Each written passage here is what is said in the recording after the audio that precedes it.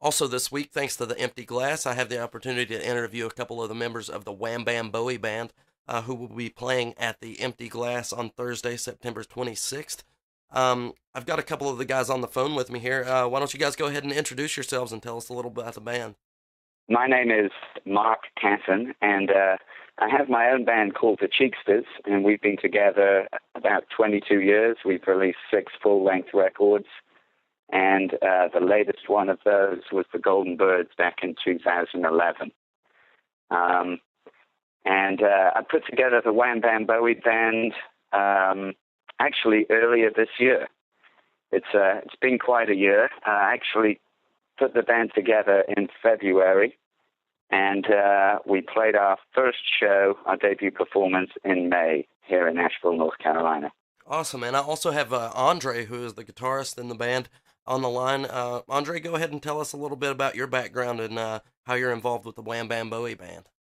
Hi, I'm a guitarist, I'm a musician, and I'm excited to be coming back to Charleston area. So I've been there a bunch with a band I founded and I play in called Project Object, and we do the music of Frank Zappa, and there's a lot of people out there doing music of Frank Zappa now, which is fantastic.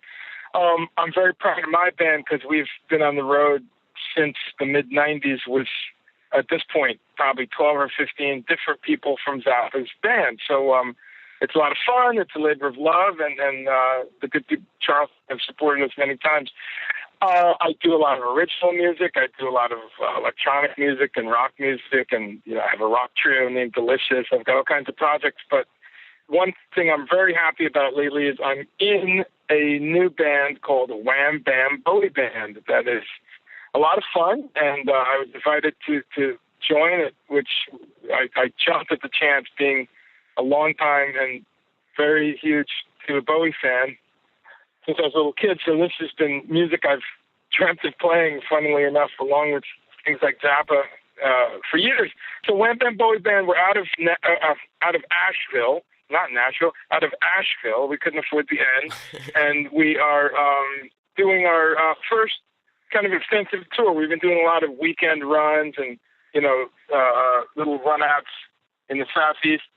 We're doing our first tour, and we do, of course, the music of David Bowie, but what's extra cool is the band leader said, you know what, I'd like this band, but I don't want to necessarily do greatest hits right off the bat. I want to do the very earliest stuff and kind of work our way up. So that's what we do. We do the very early years, kind of hunky-dory and Space Fighters and all that, and we do the entire Ziggy Stardust album. And our plans are to, stick together as a band and work our way up through the great catalog of David Bowie. So that's the deal. That's right. Yeah, let me give you a little bit of a background. We did our first show in Asheville, as I said, at the end of May, and then we did a couple of shows in July in Raleigh and Charlotte. And then in August, we went down to Nashville, Atlanta, Columbia, South Carolina. And, we're getting ready to go on this 10-day run, beginning actually at the Empty Glass. Cool. Well, I know that it's hard enough to just get a group of guys together to play original songs. How did you guys get a band together to play, exclusively Bowie songs? Well, I've had this idea for quite a while of starting a Bowie tribute band. And I first approached Aaron Price, who's our keyboard player, in January to kind of feel out his interest. He agreed to join, and the two of us began, working out the songs on piano and acoustic guitar. And then I quickly put together the rest of the band. We have Andre on electric guitar, Brett on bass, and Zach on drums. And we rehearsed pretty good between, say, around March, April time in readiness for the first show. It was quite a challenge because this material is not all that easy to do, and my whole vision with the project really is to present it live as close to the original recordings as we can. So that means making sure all the instrumentation, the arrangements, and the tones are as close as they can possibly be to the way the records sound. And we've started out by doing the classic era Bowie stuff from 71 and 72. So we're mainly playing songs from Hunky Dory and Ziggy Stardust. That's correct. We do the whole Ziggy album, and then we do just a couple hits after Ziggy, and then maybe a wild card or two to surprise people. But I'd say we stop at about 1973. So you'll hear Bowie's music from about the 69 to 73 window. The way we plan on making this work with the Wham Bam Bowie Band is to roughly go in chronological order and kind of move through his career. So, when we finish with this particular show, we'll move on to probably Diamond Dogs, Young Americans, Station to Station, and then on through the Berlin years, and probably on into the 80s and the Let's Dance era. So that's kind of the vision I had for it. Cool. Well, it's definitely exciting to have a David Bowie tribute act coming to the Empty Glass here in Charleston. Now, that's something that's really interesting to me is the name Wham Bam Bowie Band. A lot of tribute bands will, just lift a name from an album or a song name from the artist that they're paying tribute to. How did you guys decide on the name Wham Bam Bowie Band, or where did that come from? That's another great question. And you're exactly right. Usually a band has I'm sure there's a Bowie band out there called Heroes or Let's Dance or something. So we sat down, we had a little band meeting, we bounced around some ideas, and a few album titles were thrown out. And I think the drummer Zach came up with this one. I can't really remember, but one of the other guys did, and the other four just said, "Wow!" That it took a minute, but we said, "You know what? This is great." What I really liked about it right away, and having a lot of experience in cover bands and in my cover band, and knowing the problems of booking it and listing it. One of the problems I face, for instance, with Project Object is when they don't have room on the marquee, they just put Project Object or in the newspaper listing. But who knows? That doesn't say anything. If you're not some diehard Zappa fan who knows that the term Project Object relates to Zappa, we're finished. We're in some town and you don't know. So a band name of covers is tricky. It's got to tell someone right away what you and communicate that. And so I really love the name because it's unmistakable. Like you see that, and not only do you get the joke right away, the lyrical joke, but you don't even have to ask. It's like, okay, they do Bowie. Oh, yeah. Okay, well, that makes a lot of sense. Now, what got you guys interested in David Bowie? I mean, I know that he's an iconic songwriter and singer and, just all-around celebrity, but, personally for each of you, what got you guys interested in David Bowie? Well, when I was about 16 or 17, I heard Hunky Dory by Bowie, and that made a big impression on me. It was my first exposure to his music, and I really fell in love with the record. And then I sort of followed chronologically on from there to the next record, which is the Ziggy record. And, those two were the two most important Bowie records for me, and it was only after those that I began to discover some of the other material. And, when I was even younger, I remember him being on Top of the Pops back in England, singing Starman, which was all the way back to the sort of early to mid-'70s. And I remember even as a young kid, that making a big impression on me. He just looked so different and his sound was so different. And it was just really catchy pop music. That was a part of it. The other part of it really was, over the years, a lot of people have compared my voice to Bowie's. And it's not a conscious thing on my part, but I guess it comes across that way. So over the years with the Cheeksters, a lot of people would come up and say, "Man, you really sound like Bowie." And that's pretty cool. And so, I thought about it. And when I was living in Nashville in I guess it was the late 1990s, I was part of a Bowie tribute band there. We only did about 2 or 3 shows, and we actually focused on the Ziggy era stuff at that time.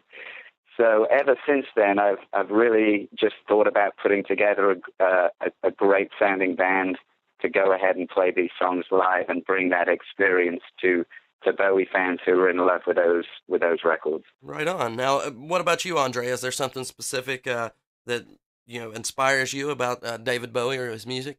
Well, that's a great question, and Bowie's an interesting artist for the following reason. I think he's one of the few people. I don't want to say the only one, but it's right up there. There's only going to be 2 or 3 people like this that have a huge bunch of hits. You can do a 2-record set, Bowie hits, but he also has a deep catalog of kind of esoteric and cult favorite stuff, and kind of frankly very experimental stuff. So I think that makes it very unique. Most artists, it's one or the other. There's very few that kind of run that gamut. So that's been fun to play this music. This early music of Bowie is, I consider it kind of almost electric chamber orchestra. And in other words, it's not just 4 or 5 guys blasting away at the riffs. There's a lot of dynamics. There's a lot of little quiet moments. There's little string parts and little vocal nuances and backing vocals. So it's highly arranged music, and we strive to do it that way. We really go out of our way to listen to the records and try to duplicate all the little sounds and little sound effects. So that's been fun. Cool. Now, do you have a favorite Bowie song? Wow, that is a great one. That's a great question. So hard. Immediately, what comes to mind, which you always got to go with what your mind says right away. Station to Station is way up there. That has so much of everything. It's got the crooner stuff. It's got this great experimental kind of noise and guitar stuff in the beginning of the song. It's got his very esoteric / political statement vocals, lyrics. I mean, so that's way up on the list. And then some recent stuff. I mean, there's some stuff there's an album called Reality that's maybe from 2002, 2003. Incredibly strong record, and again, not many artists in their 50s and into their 60s. He just did a record at 66. It's very hard to find people that were doing music 40-some years ago that write some strong stuff. So there's some great things that are absolute favorites for me on Reality. There's a song, Fall Dog, Bombs the Moon, that is just incredible song. He did it on tour. I'm Afraid of Americans is a great one, because that gets into that kind of 9 Inch Nails. And, I mean, I could go for hours. Changes is a favorite. From stuff on Diamond Dogs. That's a great record. We Are the Dead. That's on my list of favorites. That song just gets better through the years. 1984 is a great song. And I like all the pop stuff. Modern Love from Let's Dance. Great song. I mean, wow, what a simple, great pop melody, and easy to malign the pop stuff sometimes, but there's a reason people like melodies. And lots of favorites. That's probably some of them. Maybe Heroes is in there too. Cool. Yeah, I know it's probably hard to whittle the list down to just one song at least. But what about you, Mark? Do you have a favorite David Bowie song, or at least a favorite one that you like to perform? Well, man, that's a hard one. I mean, it would definitely be something from either Hunky Dory or Ziggy. I mean, some standout songs for me. I remember when I heard Changes for the first time, and that was a real standout. Life on Mars is another one from the Hunky Dory record, which is just an incredible tune. And then, of course, the Ziggy Stardust title track is another one which kind of stands out. Yeah, so I was really thrilled to hear those songs for the first time, and they obviously made a bit of an impression on me. My favorite from the show we're doing is actually Suffragette City. I love performing that song. It's a great rock and roll song. It's a fun one to sing, and the band sound really good on that one. Awesome. Well, we're really excited to have you guys at the Empty Glass on Thursday, September the 26th. I'm sure a lot of people are looking forward to it. But, maybe for some people who aren't familiar with David Bowie or his music or even, the show, what could you have people expect at a Wham Bam Bowie show? Well, a couple of things, really. First of all, the material we're doing was very much from that early 70s kind of glam rock era. So visually what the audience should expect is to see us all dressed up with our makeup on, stack heels, kind of a glitter glam look for sure. And then sound-wise, it's pretty much straight-ahead rock and roll mixed with a few fantastic pop ballads. The vocals are really the cornerstone of the performance.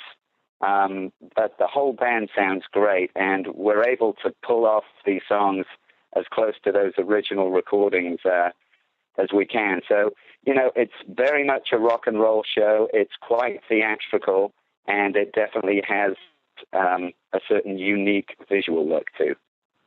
People can also expect Marie, there's a little bit of, we get into the character and we get a little dressed up. So we also invite people, get a little crazy, wear your hair up, put some makeup on, get a little nutty, get a little clammed out, make the party, make it an early Halloween,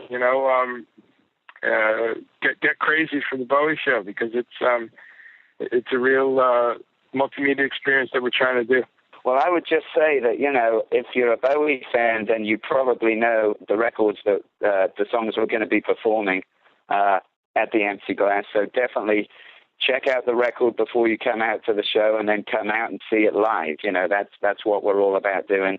And for those folks who aren't up on that era of Bowie, I can just promise you that they're wonderful songs, and we do them with a lot of energy and style, and it's really a full-on rock and roll show, and it's a lot of fun. Awesome.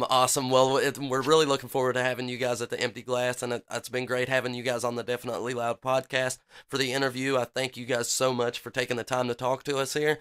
Hopefully we'll be able to get a few extra people out to the show, and maybe jam-pack the place for your performance on Thursday, the 26th of September, all right? Well, cool, Justin. That sounds great. Listen, thanks so much for helping us spread the word, and I look forward to checking out the podcast myself. And yeah, we'll look forward to seeing you there at the Empty Glass. Definitely. We're really excited about it, and thanks again, guys, for taking the time to talk to me. You guys have a good one, all right? Thank you. All right, take care. Bye. Bye. That was the Wham Bam Bowie Band, a David Bowie tribute act that will be playing at the Empty Glass Thursday, September 26th. Make sure that you all go out and check out that show.